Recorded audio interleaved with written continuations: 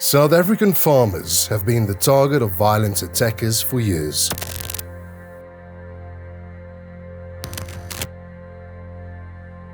Ek is Johnny Miller van Frankfurt.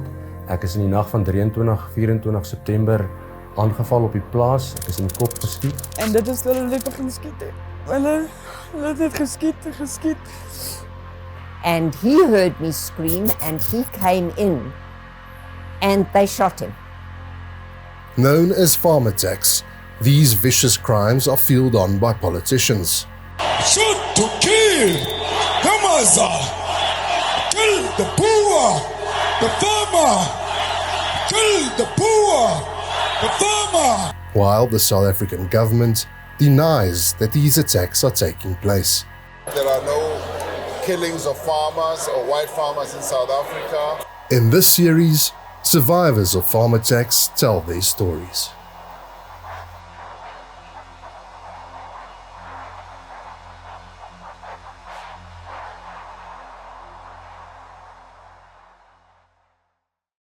Ek het eintlik groot geword in Johannesburg en ek het op Help Mekaar meisies hoër skool het ek gematrikuleer. Daarna het ek gaan studeer op Tukkies Universiteit toe.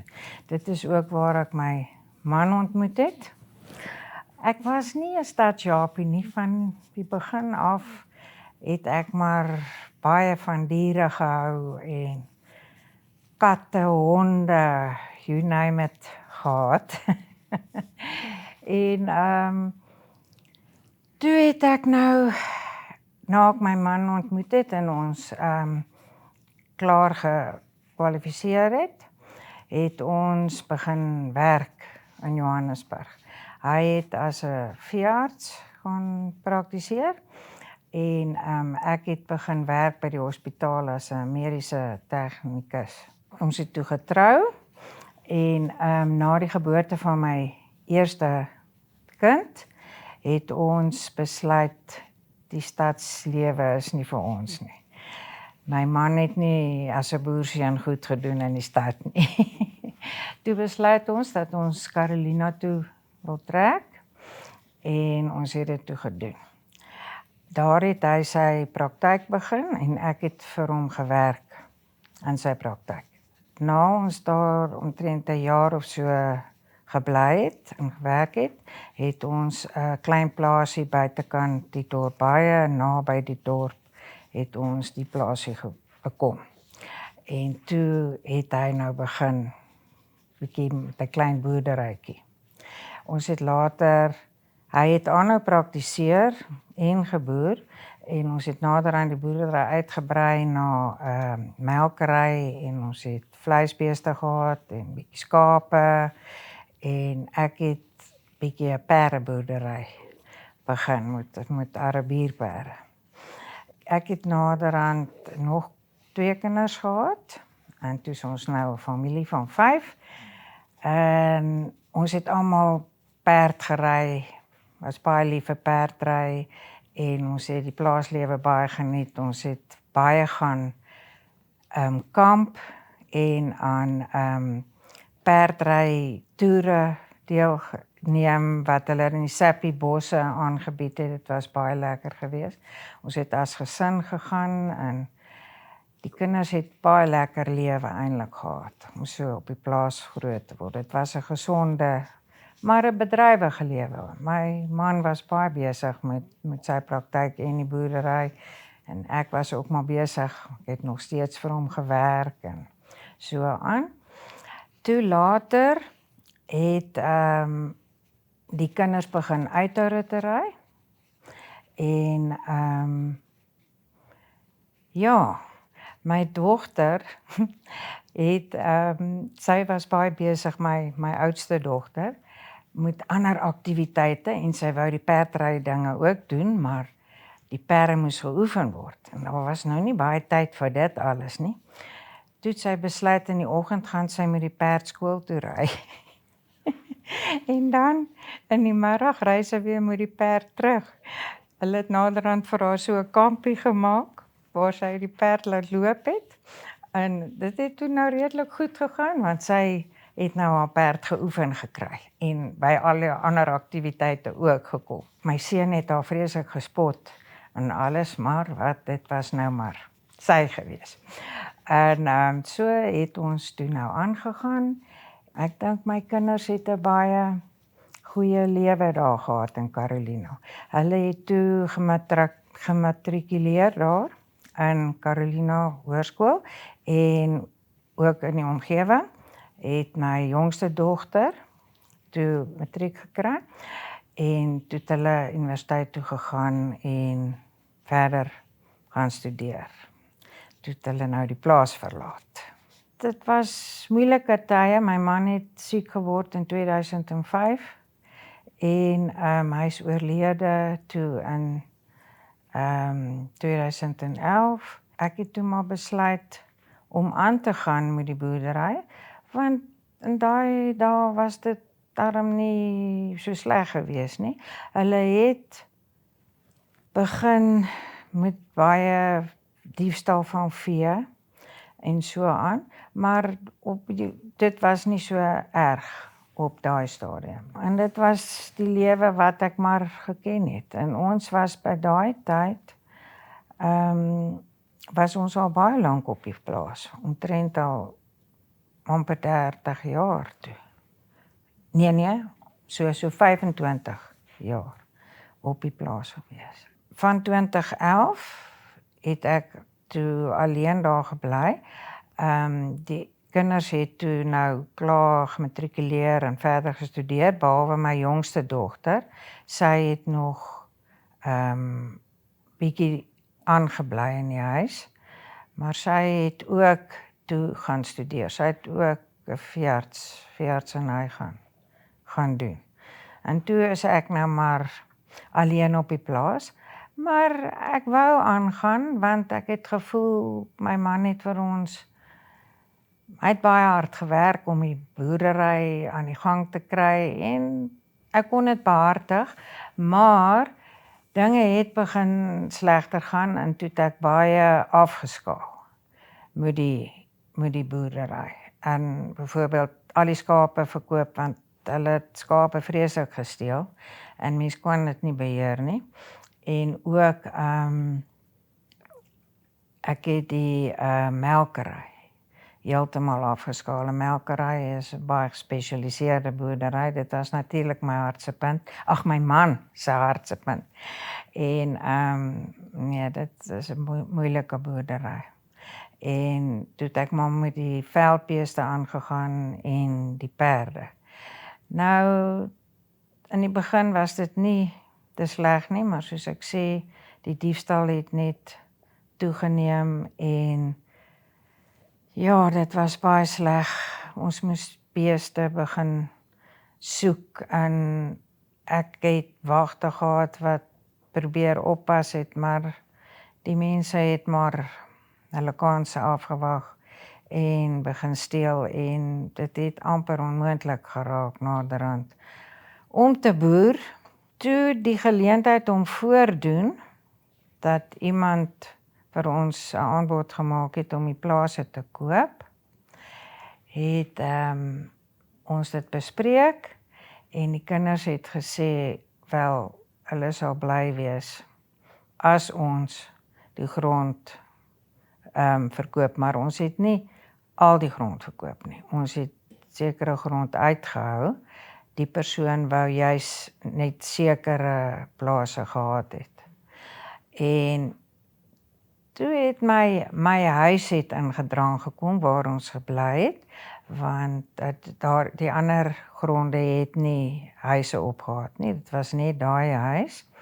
En toe het ek verblyfskontrak aangegaan met die koper, dat ek nog 3 jaar daar kan aanbly, en dat hy vir my 'n sekere gedeelte moet afspan om die huis, en daar binne het ek nou 'n bietjie aangegaan met my perde, en ek het hulle ook maar na die ander plaas toe gevat, en so maar gesirkuleer, en ja, toe boer ek nou maar voort, daai ingekampte area, ek mag nie daar uitgegaan het nie, want hy het dit nou goed toegespan en die diere het ek nou daar gehou. Ek het ook my honde gehad, Anatole ook, wat van die skaapboerdery oorgebly het, maar hulle toe nou maar besluit, hulle pas nou maar die groot skaap op. En hulle was eintlik baie oulik, hulle het gou besef dat dit is nou hulle area wat hulle moet binne bly en daar het hulle my nou opgepas. Dan het ek ook Rottweilers gehad, maar dit het ek toe ook maar later afgeskaal. En maar ek het nog my een waghond oorgehou, ou MacGyver, en ek het nog huishondjies en so aan ook gehad. Eintlik baie diere en op daai gedeelte het ek nog perde aangehou ook. Daar was nie baie veiding op daai gedeelte nie en toe het ek 'n werker gekry wat die diere uitneem en hulle op die munisipale gronde laat loop, want die gronde het in elk geval daar onbenut gelê. En so het ek maar toe aangegaan. Dinge het begin skeef loop, daar was 2 ander gevalle ook, wat plaasgevind het op die plaas, wat regtig eintlik sleg was, maar ek het lig daarvan afgekom elke keer. Die eerste keer het ons die werkers en ek by die huis gekom, het was na 5 van die ander plaas af. Toe vind ons dat eers toe ons die hek oopmaak, toe hoor ons iets wat soos 'n skoot klink, maar ons het gedink dit is maar net 'n kar wat backfire het of iets. En toe ons op die plaas kom, toe kry ek die een werker wat daar by die huis gewerk het, in die motorhuis vasgebind. En toe ons aangery kom, toe klop my mense op die dak van die bakkie en hulle sê dat daar iemand nou net weghardloop, so om hulle persone gesien weghardloop so. Toe was ons maar baie versigtig, maar toe kry ons hom daar en toe sê hy dat hulle het daar aangekom en hulle het hom vasgebind en hy mag nie na hulle gekyk het nie en toe het hulle wou hulle ingaan by die gang. Ek weet nie of hulle wou goed gaan steel het of wat hulle wou doen nie, maar toe my Rottweiler was in die gang gewees en toe het hulle op hom geskiet. En hulle het hom raak geskiet, gewond in sy been, maar hy het nie gevlug daarvoor nie. Hulle sê hy het net meer bevoeter teruggekom en toe kom ons gelukkig daaraan en dit was die skoot wat ons gehoor het. Toe vlug hulle, toe hulle nou sien ons kom aan. Die hond het dit daarom oorleef en ek het toe nou maar gedink ek moet die sekuriteit nou begin jy weet, opknap. Maar ek wou nog graag aangebly het, want daar was nou nie meer so baie tyd oor om te bly nie. Die 3 jaar was nou amper versteek. Die ander geleentheid wat nou ook voorval, wat nou ook gebeur het, was toe ek in die aand teruggekom het van werk wat ons op die ander plaas gedoen het, maar ek het die mense gaan aflaai eers en toe ry ek in en ek het met my kar gery. En toe ek in die motorhuis inry, toe wil ek nou stop en toe dink ek weet nie hoekom ek nou gedink het, nee, ek moet bietjie terugstoot want die kar is nou te naby aan 'n tafel daarvoor en ek kan nie voor verbyloop nie. En toe ek so omkyk om te kyk dat ek nou nie in die pilaar vasry nie, toe staan daar 2 mense agter daai pilaar so regop en wegkruip. Dit was toe al donker gewees en ek kon nie mooi sien nie. En die een staan met 'n graaf, so teen sy lyf, teen die muur. En ek skrik toe vreeslik en dadelik toe sê iets net vir my, ry terug, kom weg. en ek begin agteruit ry en die hond was saam met my daai dag en die klein hondjies binne die kar, maar hy het heel agter gesit. Toe ry ek vinnig agteruit en die persone wat daar staan hardloop toe vorentoe en toe hulle sien ek kom weg, toe slaan hulle die windskerm van die kar, net hier reg voor my stukkend met daai graaf. Hy het net so geshatter. En ek ry toe net om uit te kom en nou weet ek ook nie, is daar nog mense nie? En eers moes ek dink, want die laaste hek het ek toegemaak. Maar ek dink toe, wel, as ek gaan my spoed verloor, gaan ek dalk nie deur die hek kom nie. En ek moet nou maar net deur die hek ry om uit te kom, uit die gang uit. En toe het ek nou maar teruggery en deur die hek en met die slag het die agterruit van die kar gebreek en die hond het opgesit en hy kyk toe daar agteruit en hy begin gelukkig blaf. Toe het hulle ook lyk my weggehardloop, want ek het toe so gesit en kyk of hulle nou kom en of hier ander is, ek kon nie eintlik sien nie, maar toe kry ek my foon in die hande en toe bel ek die sekuriteitmense, toe het hulle nou kom help, maar toe het hulle klaar weggehardloop.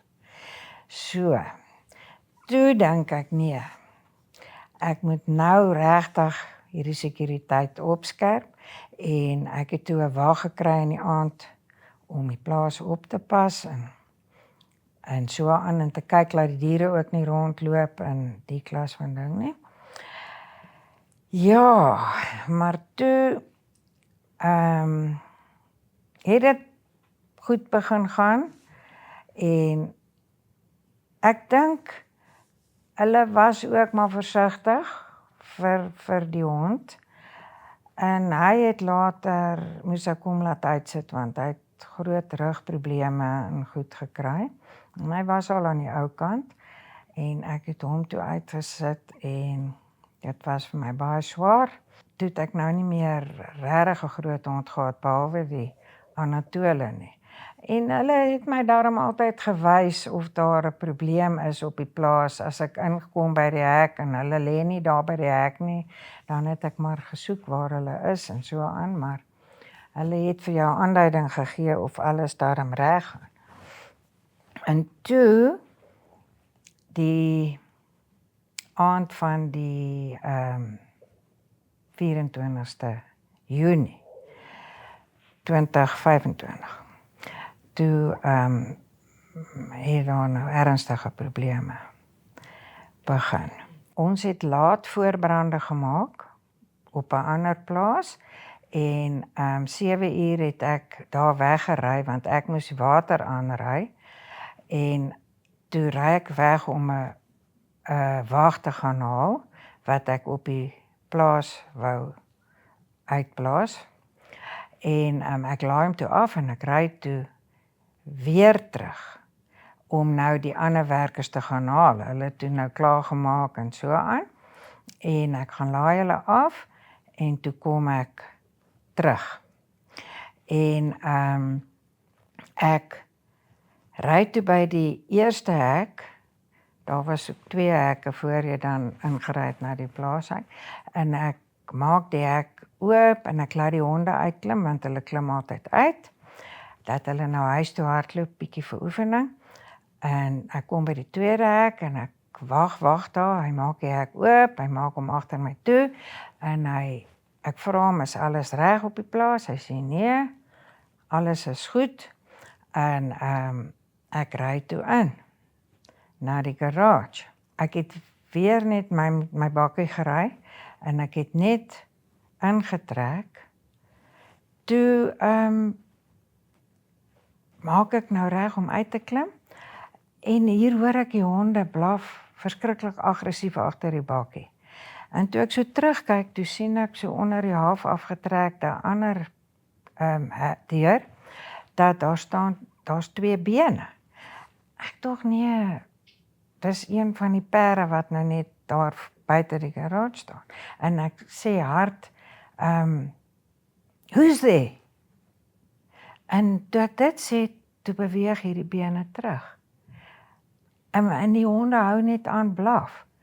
En toe merk ek onraad en ek maak seker alles is gesluit, die deure en ek wil nou net weer uitry.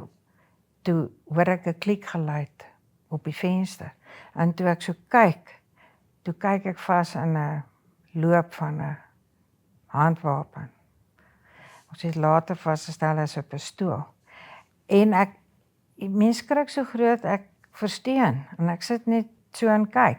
En ek sien die hand trek die sneller 3 keer. En dan gaan nie 'n skoot af nie. Eers het ek so versteen gesit en toe besef ek dat wat hier aangaan. En ek begin en toe vat die loop van die vuurwapen en hy begin teen die vensterkap hard. En toe kom ek tot my sinne en ek begin agteruitry, vinnig. En nou dink ek, wat moet ek nou maak? Ek moet uitkom, dorp toe gaan. En toe ek uit die gang uit is, toe draai ek die bakkie sodat hy uitwys dorp toe. En ek sien die hek is toe. En ek sien nêrens die wag nie. En nou is ek vasgekeer. Ek is nou vasgekeer in hierdie afgekampte area. Daar's nie nog 'n hek wat na die teerpad gaan nie. En ek maak toe 'n U-draai en ek dink wat hierdie boer altyd gesê het, bly in jou voertuig, dis jou beste wapen. En toe ek klaar die bakkie 'n U-draai gemaak het om af te kyk onder na die stoor toe, want ek dink ek moet in beweging bly. Ek weet nie hoeveel mense is hier of hulle nog wapens het wat aangaan nie. Toe ek so omdraai, toe in die ligte, toe staan daar 3 van hulle voor my en hulle het sulke klippe en baksteen of iets in hulle hande. En ek begin toe net vorentoe jaag met die bakkie en hulle hardloop vorentoe en hulle gooi daai bakkie met hierdie klippe op die windskerm, ek hoor net klak, klak, op die kantvensters. En ja, toe begin ek bid en ek vra net die Here asseblief help my. En ek dink toe ek moet in die ronde bly beweeg dat hulle nie die bakkie kan vaskry nie. En ek begin toe so om die stoor ry. En ek ry aan die regterkant om en dan kom ek weer aan die linkerkant uit. En as ek uitkom ergens, dan kom hulle weer in die ligte en hulle gooi weer, ek hoor net hoe reën die klippe. En later besluit ek moet afslek, ek kan nie so aangaan nie, want ek moet probeer iemand bel. Nou soek ek my selfoon, ek druk die toeter, maar niks help nie. As ek nou weer omgery het, en dan kom ek miskien daaronder, dan kom hulle weer uit die donker uit, en dan gooi hulle hierdie klippe op die bakkie en op die vensters en alles, en toe slek ek na omtrent 6 keer daar omgery het en niks uitgerig het met die foon nie, wat ek toe al reeds in die hande gekry het. En ek kan nie stop om te kyk en te bel nie, want mens moet nou oral kyk en waar jy ry en alles. En toe slek ek net af en toe spring iemand op die kanttrap van die bakkie en ek hoor net agter hoe klap die canopy se deksel. Ek dink hulle het agterin ook probeer klim en hy slaan toe met geweld daai venster en die venster breek. En ek ry toe net weer vorentoe, hy moes afgeval het of wat ook al.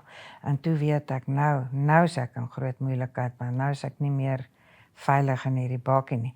Maar net na die venster gebreek het, toe kom daar ook 'n klip deur daai venster en hy slaan van binnekant af die bestuurder, die passasierskant se vensterstukke. Ek ry toe nou bietjie verder af onder toe en ek gaan draai en nou dink ek, hoe moet ek nou maak? Moet ek charge net vir daai boonste hek en hom oopmaak, want ek kan hom nie oop ry nie, hy is te swaar. Ek sal daar in die hek vassit. En net toe ek nog so dink, toe kom daar 'n hand deur hierdie gat en omtrent sy hele bolyf. En hy probeer die sleutel van die bakkie in die hande kry. En ek beklei toe met al my mag en ek byt hom toe dat hy nie die sleutel kan vat nie, maar hy byt my toe terug in my nek. En ek los toe nou maar die gebytery, maar ek slaan sy hande en ek het toe die geveg verloor en ek hoor net hy kry die possleutels in die hande en daar kom nog hande daardeur en ek hoor net klak, klak, klak, hoe gaan die sleutel by die venster uit. En die bakkie het toe nou gevrek. En met die dat toe hy nou sy hande daardeur so wou wegry, maar ek moes miskien die petrol te vinnig getrap het en toe gly die bakkie op die nat Kikuyu. En hy wil nie, en ek dink hy het toe gestol of ek kan nie onthou nie. Maar nou dink ek, jammer, nou is dit ek hier so. En hulle kom nog steeds, toe dink ek moet asseblief nou net hierdie deure toe hou, gesluit hou, dat hulle nie die deure kan oopkry nie. En ek bid net al die pad. En toe, op die ou en toe kom hulle te veel hande daardeur en ek kan nie alles weghou nie en hulle maak die bakkie oop. En toe hulle nou die deur oop het, toe begin hulle aan my pluk. En hy sê die hele tyd vir my, I'll kill you. Dis nou wat hy vir my sê. En op die ou end, ek het nog begin beklei, maar ek was naderhand so moeg, ek kon nie meer in die bakkie bly nie en hier trek hulle my uit die bakkie uit. En hulle gooi my daar op die gras neer. En die een wat so, I'll kill you sê, hy is bo op my. En hy begin my wurg. En die ander twee hou my bene vas. En hy hou aan sê, I'll kill you. En ek sê vir hom, ek het net kalm gebly, ek het 'n kalmte gehad wat oor my gekom het. En ek sê vir hom, you won't kill me. God is protecting me. Ek sê dit vir hom so, in Engels. En ek begin hardop bid. Ek sê net, Here Jesus, help my asseblief. Die twee wat my bene vasgehou het ek gevoel staan so bietjie terug, jy weet. En ek sê vir hom, hy hou net aan, I'll kill you. En nou werk hy my, maar ek stamp hom weg. Ek weet nie waar kry ek hierdie krag nie. En dan sê ek net vir hom, you won't kill me, God is here, God is protecting me. En ek sê later vir hom, leave me, take the bakkie. Why don't you take the bakkie? Hy sê vir my, I don't want the bakkie, I want you. En hy begin my weer werg. En toe sê ek vir hom, you won't kill me. Ek sê, God is here, and he is protecting me. Ek sê, and I already pressed the panic button. Ek het net hierdie woorde gesê. En toe voel ek net, hy verslap sy greep, en hy staan op, en hulle praat so 'n paar woorde, en hulle verdwyn in die donker. En ek lê daar eers, en ek dink, het hulle nou weggegaan, of wat het hulle nou gaan doen? En toe kom my Jack Russellkie na my toe. En ek weet toe dat hulle is nie meer daar nie, as sy sou gekom het nie. En ek klim toe terug in die bakkie, en ek slaan die deure toe, en ek sluit al die deure, maar die vensters is stukkend. Nou sit ek in die bakkie, nou dink ek, wat moet ek doen? En ek dink so, maar ek het mos 'n remote in die handsak, en ek voel in my handsak, en ek vat hierdie remote raak, my panic button. Ek weet nie eers of hy in die afstand is wat hy opvang nie, maar ek begin hierdie panic button net druk en druk. En ek het 'n reëling met die sekuriteitsmaatskappy gehad, as hulle my bel, en ek antwoord nie, dan kom hulle uit. En ek druk nou hierdie panic button, en toe ek so afkyk, toe kan ek dit nie glo nie, toe's die sleutel nog in die ignition. Toe het hulle met die wat hulle aan die sleutel gepluk het, die sleutelhouer afgebreek, en hulle het met daai sleutels uitgegaan, en die sleutel het bly in die ignition steek, want die bakkie was nie heeltemal afgesluit nie. Hy was net so 3/4. En ek kon dit nie glo nie, en ek staar die bakkie, en hier begin hy loop, en ek begin stadig gaan ry, maar toe ry ek. En ek druk nog hierdie panic button. En toe kom ek by die hek, en ek dink toe, ek kan nie huis toe gaan nie, ek weet nie wat daar wag vir my nie. Ek moet nou net hier uitkom. Nou moet ek uitklim om hierdie hek oop te maak. En gelukkig, toe hardloop die hondjie nog steeds langs die bakkie en ek sien sy staan langs die bakkie. Toe dog ek net wel, ek moet net uitklim. Maar ek was baie bang om dit te doen. Maar toe maak ek die hek oop en ek jaag toe net uit. En toe ek nou uitklim, toe spring die hondjie ook in die bakkie en ons ry toe nou dorp toe. En ek ry toe dadelik na die Aksu se plek want ek het geweet waar die ouetjie bly. En toe ek nou op pad is toe kom hy al uit.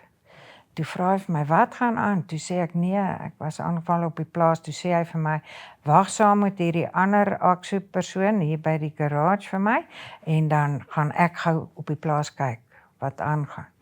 En toe ry hy uit en terwyl ek daar wag by die garage, kom daar iemand van voor af. En ek sien toe dis die wag en hy hardloop van die plaas se kant af. En hy sien die bakkie en hy hardloop tot by die bakkie, maar ek kon sien hy is baie getraumatiseer. En hy sê vir my, hulle het hom ook by die hek oorrompel en dat was 2 gewapende persone wat hom oorrompel het. En hulle het hom toe pad toe gevat, waar daar 'n donkerkleurige BMW gewag het, maar hy het nie nommerplate op gehad nie. Hy sê, en toe vra hulle vir die bestuurder, what must we do with him? Toe sê die bestuurder, well, let him go. I told you, Carolina is a small town. Hy sê, en toe hulle hom laat gaan. Maar hy het my vertel, ek vra hom of het hy gehoor wat alles aangaan. Toe sê hy, ja, hy het gehoor hoe klap die klippe en al die dinge. Op die bakkie en hoe blaas ek die hoeder en alles. Hy sê, en toe het die kar nou omgedraai en weggery. En hy hardloop toe, dorp toe, polisiestasie toe. En toe het hy my nou gekry. Toe vra vir die ander wag of hy saam met my sal uitry plaas toe, want ek wil gaan kyk waar is my honde, want ek het hulle nêrens gesien nie. En daar aangekom toe was daar nie meer iemand op die plaas nie, net die persoon van die sekuriteit. En hy sê toe vir my, nee, daar is niemand nie, hy het nou gekyk en alles. Toe sê ek vir hom wel, ek wil nie nou polisie en alles hier op die plaas hê nie, ek is doodmoeg. Ek sê toe vir hom, ek wil net huis toe gaan en ek wil my honde gaan kyk, waar is hulle? En ons het so bietjie gekyk, ons kon nie die honde kry nie. En hy het toe gereël dat daar 'n sekuriteitswag vir my oppas die aand. En toe het ek in die huis ingegaan en dit was nie lank nie, toe hoor ek my een hondjie krap aan die deur, toe het sy deur 'n venster gespring. En dit was die een wat so vreeslik cheeky was. Die groote het eers baie later huis toe gekom, so ek weet nie wat hulle met die honde gedoen het nie, maar hulle het toe daarom almal oorleef. En toe het die polisie nou die volgende dag gekom en ek het toe nou maar my verklaring en alles gegee, maar daar was nog geen arrestasies of iets gewees van daardie geval. Ek was baie in 2 geskeur en die kinders wou nie meer gehad het ek moet aanbly nie in. Toe sê ek vir hulle, daar is so min tyd nou nog oor. Wat doen ek nou? Waar gaan ek? Want dit gaan 'n hele tyd neem om al hierdie goeders uit, ons het nog 'n boerdery en al hierdie goeders, ek kan nie net alles los nie. En toe sê ons, nee, ek gaan aanbly en ek sal nou die sekuriteit opskerp en ons gaan nou. En ek het besluit ek sal 'n voorman kry, iemand wat my kan help en ook slaap by die huis somtyds in. Ek het toe van my vriende gevra en hulle het hierdie ouetjie aanbeveel en hy het toe daar begin werk en hy het toe vir my die ryery gedoen en so aan en die mense na die ander plase weggevat en ook huis toe gevat in die aand en hulle gaan haal in die oggend en al die, so hy het my baie gehelp toe op die plaas en hy het soms daaroor geslaap. Dit was nie genoeg nie. Dit was die aand van die 10de Oktober. Ek was reeds in die huis gewees en Stefan, dit is die ouetjie wat toe nou vir ons begin werk het, Hy het ingekom van buite af en nadat hy die mense afgelaai het, dit was al so 7:15 gewees. En toe ons sou gepraat het oor wat die volgende dag, wat ons alles moes gaan doen het. Toe bel iemand hom en hy kom terug en hy sê vir my dat hy moet uitgaan na die siek bees. Daar was 'n siek bees wat nie ver van die huis af gelê het nie. En want die wag het gebel en vir hom gesê hy moet net vir hom kom help om die bees te laat reg lê want sy het gaan plat lê en sy kan opblaas. En toe sê hy gaan net gou uit. Toe sluit hy die veiligheidshek oop en hy loop in die gang af en van die hondjies het ingekom en die ander hond het saam met hom geloop en hy en Mandelaas toe net uit die bootreis. En ek dink toe so by myself, man, daar's iets in die bakkie wat ek vergeet het om in te bring en ek wil dit net gou gaan haal en ek vat die sleutel, ek was omtrent so 'n minuut agter hulle, was dit so lank was. En ek loop net uit by die veiligheidshek, alles was doodstil, die honde blaaf nie en ek gaan na die bakkie wat in die motorhuis was, by die veiligheidshek, die ander veiligheidshek en ek vat net so aan die bakkie om hom oop te maak, om die passasiersdeur oop te maak. Toe sien ek net 'n beweging hier langs my en ek voel net iemand druk iets hards teen my kop. En ek skrik so groot dat ek skree en ek klap die verstoel weg of wat hy ook teen my kop gedruk het en die skoot gaan af. En ek dink, ek is gewond, maar ek voel niks nie. En hy sê vir my, come, the next one is yours, go. En hy wys my so ek moet na die huis toe beweeg. Jemel, toe begin ek nou, ek word baie bang, ek was baie bang geweest. En ek loop toe na die huis, ek doen niks. En hy vat my in die huis in en hy sê vir my, ek moet op die vloer lê en ek mag nie kyk na hom nie. En net toe hoor ek, hier kom hulle in met Stefan en met die wag ook. En hulle hande was vasgebind, maar hulle gaan toe lê aan die ander kant van, daar was so 'n tafel in die middel van die kombuis. Nou lê hulle daar aan die ander kant. En daai mense wat hom toe ingebring het, los ons toe en hulle gaan in die huis in. En nou lê ek daar, nou hoor ek hoe breek hulle goed daar en hoe soek hulle en gooi kaste uit en trek laaie uit en ek lê daar en ek bid net, Here, nou help ons net asseblief, help ons net asseblief. Dis al wat 'n mens kan doen, jy weet, jy is so magteloos, daar's niemand wat jy nou, niks wat jy aan hierdie situasie kan doen. Hulle is nou in die huis. En toe begin die een met my praat. En hy praat in Engels en hy sê vir my, where is the money you keep in the house? Where's the money? And where are the weapons? Your husband left you with lots of weapons and lots of money. Where is it? Ek sê vir hom, yeah, I don't keep any money in the house. I don't have money and I don't have weapons. The weapons were not mine. I don't shoot anymore. I'm old now. En toe ek dit vir hom sê, toe pluk hy my daar en hy begin my deur my gesig klap.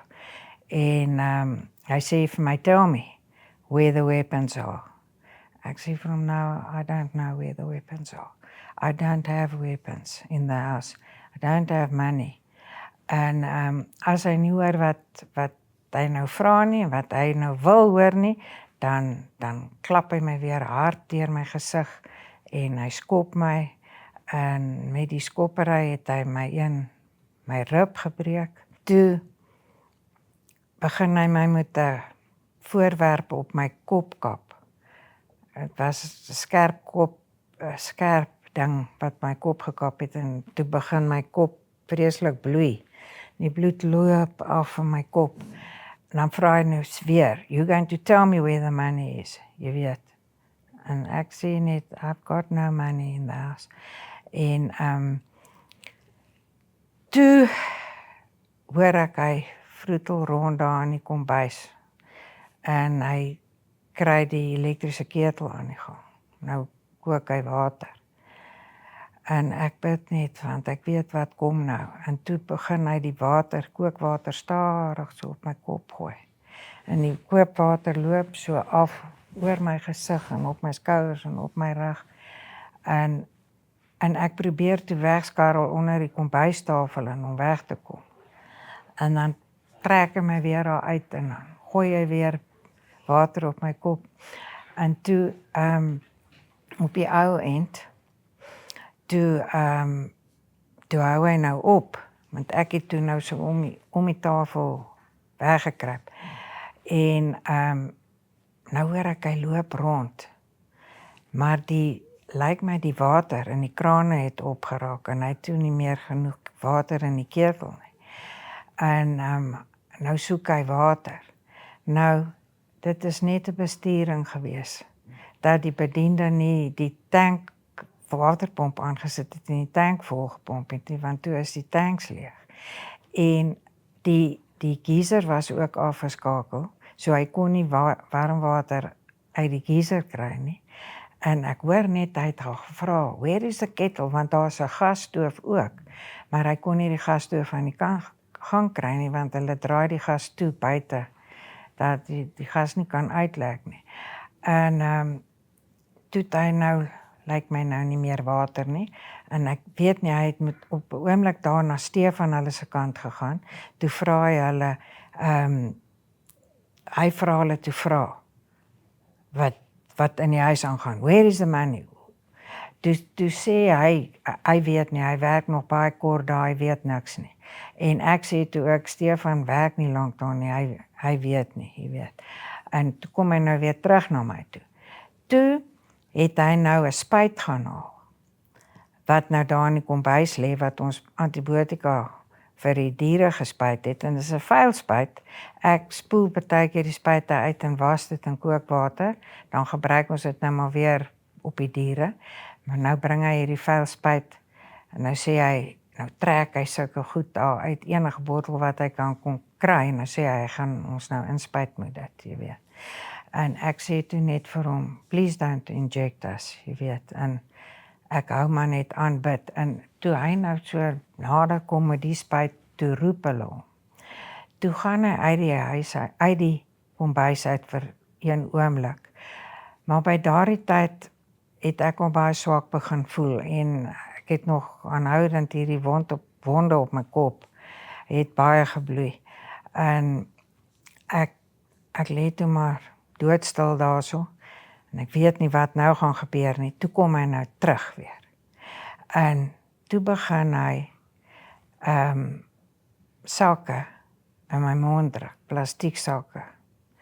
En hy druk die sakke in my mond en hy soek daar duct tape of iets, en hy kry toe duct tape, maar dit was ou tape gewees.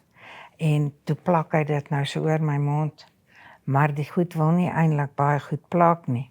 En hy het my hande ook so vasgemaak, want ek het net vreeslik beklei as hy my hande wil wegvat, en toe maak hy hulle so voorvas, maar dit was nog nie baie goed vasgemaak nie.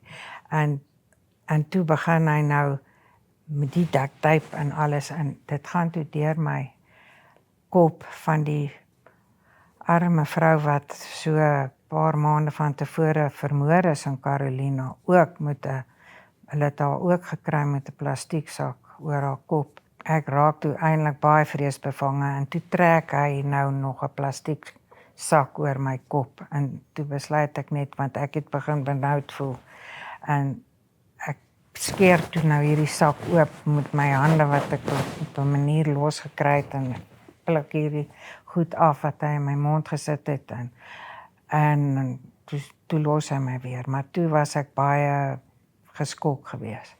En my hele lyf het so begin ruk en ek het verskriklik koud gekry.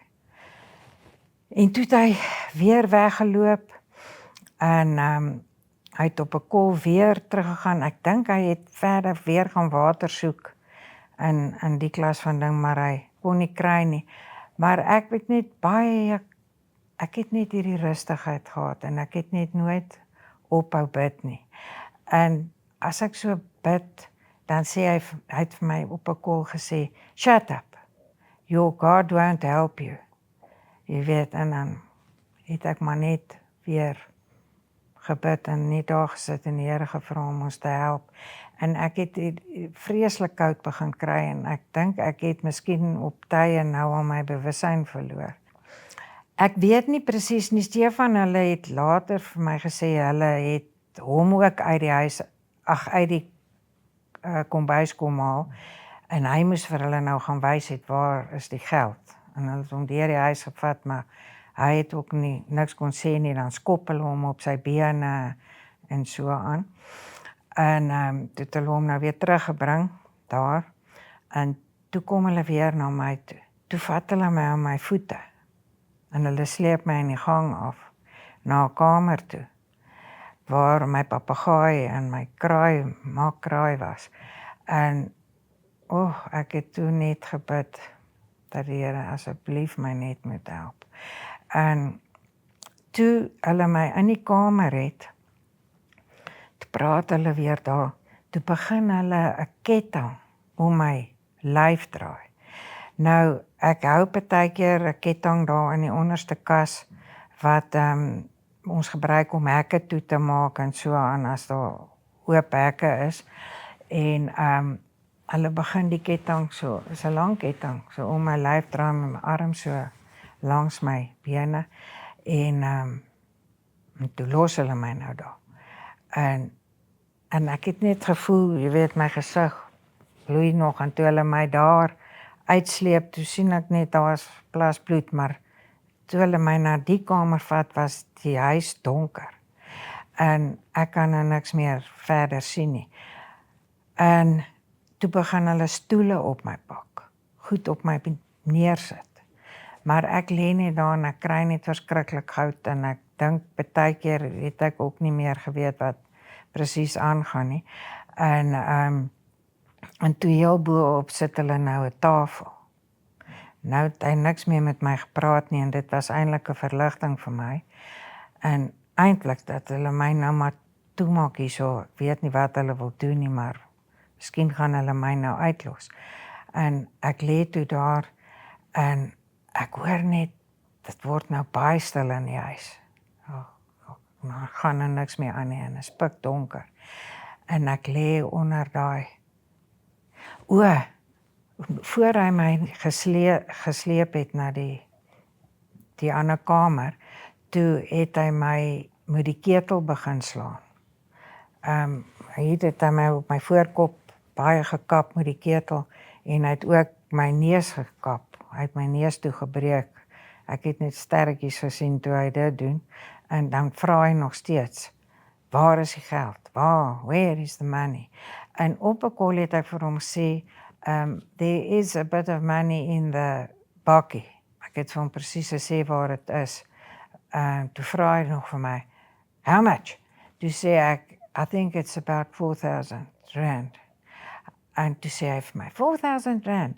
I didn't come all that way just for 4,000 rand. I want lots of money.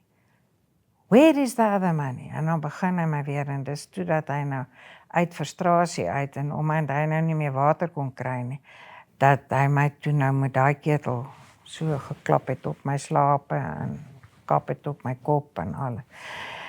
In elk geval, toe los hulle my nou daar onder daai stoele, en die tafel, en ek hoor hulle, dit is nou stil, en ek lê daar, en nou bid ek, en ek vra vir die Here, asseblief, ek kan nie so koud kry nie, ek kan nie so lê nie, as die Here my wil vat, moet hy dit nou asseblief vannacht doen.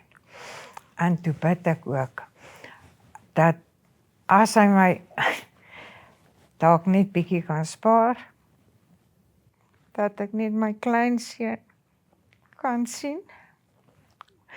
Wat nou sou gebore word nou baie vinnig. En ek het juist daai naweek gepak dat ek nou kan opgaan na my dogter toe vir die bevalling. En ook my ander kleinkinders net weer kan sien en my kinders. En die Here was baie goed vir my. Hy het my toegespaar. En ek lê toe nou daar, maar ek kan nou nie meer hierdie koue hanteer nie. My hele lyf het so geruk en ek het geen beheer daaroor nie. En ek dink toe nee, ek gaan seker nou maar dit nie maak nie. En toe skielik hoor ek net iemand roep buite. Rolei, is jy hier? Rolei, waar is jy? Is jy hier? En ek dink eers nou, ek hallusineer, daar is niemand daar buite nie. En hier begin ek weer die stem hoor.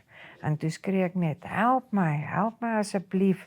Toe herken ek die stem as Andries, wat ook sekuriteitswerk doen. En ek herken toe sy stem en toe sê hy vir my, Rolei, wag, ek kom, ek soek net plek om in te kom, jy weet. En toe het dit 'n rukkie gevat, want hy moes die huis oopbreek, hy sê alles was toegesluit van buite af. En doodstil, dit het gelyk of almal maar slaap daar, jy weet, of daar niemand is nie. En hy het oopgebreek en hy het my gesoek tot hy my toe nou kry daar in die kamer. En toe sê hy vir my, toe begin hy die tafel afpak en hy sê, wag net, ek sal jou nou hier uitkry. En toe hy my nou eventually daar uithaal, toe begin hy die ketTINGs losmaak en hy sê vir my, Rolei, is dit jy?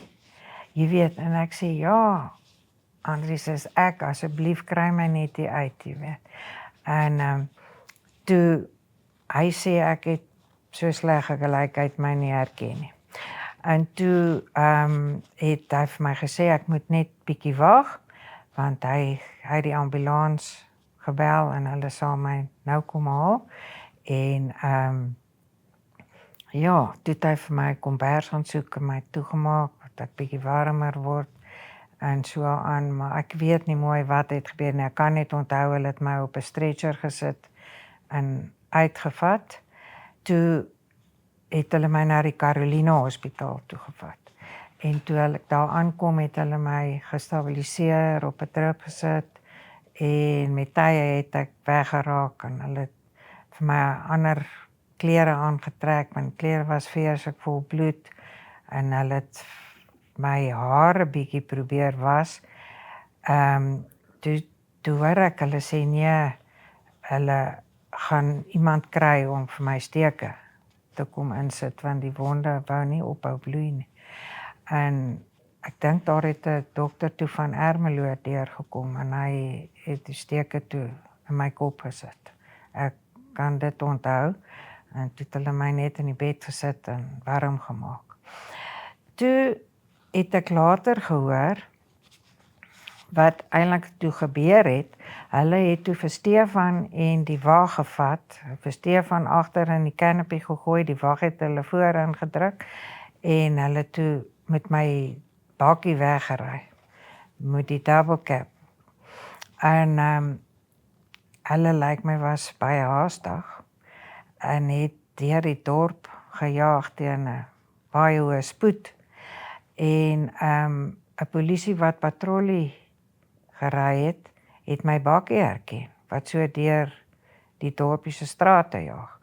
En hulle was toe op pad badplaas se kant toe.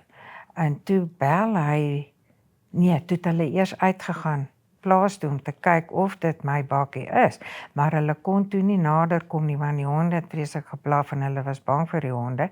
En toe dink hulle daarom gelukkig, hulle gaan nou vir Andries bel. En toe bel hulle hom En hulle vra vir hom, sal mevrou Eys nou hierdie tyd van die aand so vinnig daar deur die dorp jaag? Toe sê hy, nee, dit is nie baie likely nie. Hy gaan kom kyk wat daar aangaan. En hy ken ook die honde en so aan, en toe kon hy inkom, en dit is toe hy my nou daar gekry het. So, ek is baie dankbaar dat die polisie so op en wakker was. Mens kry nog goeie polismanne ook. En ja, toe het hulle vir Stefan hulle gevat in die bakkie, maar hulle het blykbaar 'n ander kar ook ontmoet langs die pad en hulle het toe saam weggejaag. Maar hy sê aan die ander kant badplaas het hulle toe 'n sypaadjie gekies op 'n grondpad en daar het hulle vertoe vir 'n ruk en toe het hulle uitgehaal uit die bakkie uit en gesê hulle moet net hardloop in verskillende rigtings in. En toe het hulle weer in die bakkie geklim en weggejaag met die bakkie. Die polisie in Carolina het toe alarm gemaak en hulle het vir Barberton polisie laat weet dat hulle ry op daai pad uit. En hulle het hulle ook probeer injaag, maar kon hulle nie vang nie. En toe het hulle deurgejaag Nelspruit toe, het hulle Nelspruit ook laat weet. En hulle het hulle toe in Nelspruit vasgekeer, maar hulle het uitgespring en weggehardloop. Maar hulle het toe die bakkie teruggekry. Tot nou toe was daar nog geen inhegtenisname nie, maar hulle ondersoek nog die saak. Ek weet nie veel wat daar gebeur op die oomblik nie. Toe ek nou Saterdag wakker word, maar ek het Sondag nou eers eintlik wakker geword, maar die kinders was al Saterdag daar. En toe ek nou wakker word, toe sien ek die kinders daar so, en hulle sê ek het baie goed met hulle gepraat, maar ek kan nie onthou nie. En daar was mense ook wat vir my pyjamas gebring het, en baie goed vir my was, en ek kan ook nie dit baie goed onthou nie. Ek onthou net, ek het so afgekyk en gedink, weet, waar het ek nou hierdie naghemp gekry, jy weet, in elk geval. En toe het hulle vir my gesê, Sondag het die kinders my gesê, maar ek het gedog Saterdag. Toe sê hulle vir my, hulle het gereël, dat die ambulans my Pretoria hospitaal toe sal vat, nou, hospitaal in Pretoria. En toe het hulle my nou daar in die hospitaal gekry. Dit was nou Sondagoggend baie vroeg. Hulle het baie vinnig gery. Die kinders sê hulle het agterna gery en hulle kon nie by hierdie ambulans bly nie. Maar in elk geval, toe het hulle my nou gestabiliseer in die hospitaal. En toe het hulle my bloedoortapping gegee, ek kan onthou, en hulle het my weer op drips gehad, en hulle het my brandwonde begin behandel, en ek weet net, ek het baie gekla oor my rib, toe het hulle my nou gestuur vir scans en al die storie, toe het hulle ook nou vastgestel dat die rib is gebreek, en my neus is gebreek, maar hulle het my seker baie pyn goed gegee, want ek het maar lekker geslaap, maar toe maandagoggend toe kom hulle vir my sê, ek het nou baba seentjie ryker geword, 'n klein kind. En ek sê nee, maar ek wil daai kleintjie sien. En hulle sê toe nee, goed, hulle gaan my afvat onder toe. En toe het hulle my nou daar in 'n reistoel getel en al my drips en my goeders in die gang afgestoot, en ek is toe na die onderste vloer, en daar het ek toe nou my kleinseun gesien. Ek hoop nie hy het mooi na sy ouma gekyk nie, want sy ouma het nie baie goed gelyk nie. Maar hulle sê gelukkig, hulle kan nog nie mooi sien op daai tyd nie. Maar in elk geval, ja. En dit het my nou regtig weer iets gegee om voor te lewe.